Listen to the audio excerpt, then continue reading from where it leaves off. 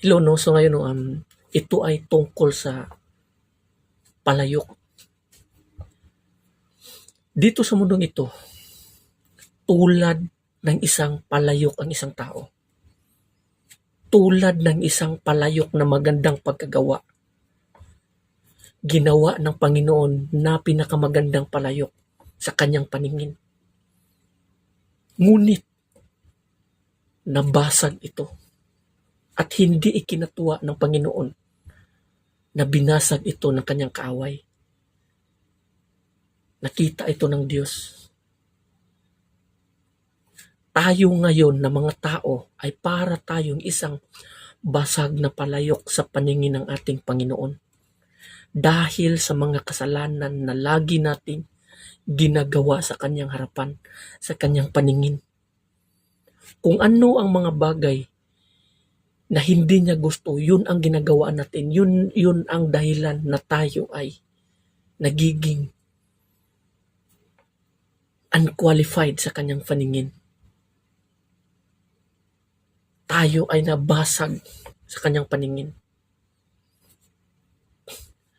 Kung iisipin sa ganitong sistema, tayo ay nararapat sa kaparusahan na dapat lamang sa mga taong gumagawa ng kasalanan. Dahil nga sa paggawa natin ng kasalanan, we are continually to commit sin. Kung ano ang mga bagay na pinakahit niya, yun ang ginagawa natin. Minamahal ng Diyos ang mga taong makasalanan. Ngunit, kailanman hindi niya or hit niya ang kasalanan. Kasi nga ang kasalanan ang siyang dahilan upang tayo ay mabuwag sa ating Panginoon. Ito yung dahilan na tayo ay nalayo sa ating Diyos. Ang kasalanan.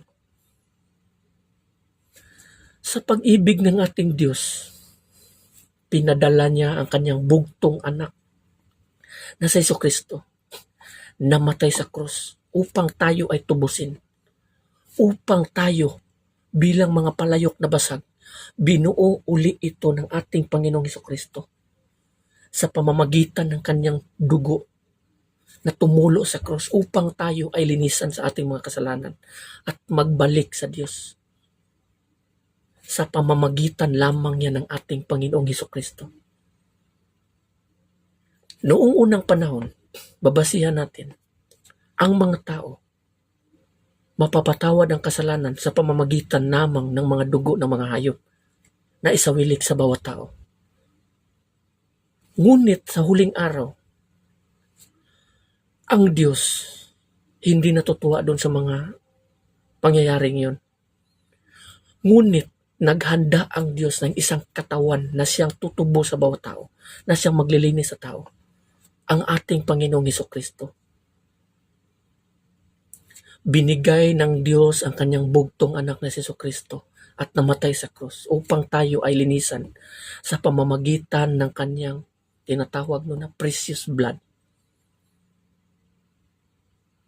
Upang ang lahat ng mga tao na mananalig at mananampalataya sa kanya ay magkakaroon ng buhay na walang hanggan. Ngunit ang mga tao na patuloy na lumalayo sa Panginoon, na parang isang palayok na basag, ay mapaparusahan. Malaki ang biyaya na ibinigay sa atin ng ating Panginoong Ama na sa pamamagitan ng kanyang bugtong anak tayo ay nagkaroon ng buhay sa pamamagitan niya. At magpasalamat tayo doon.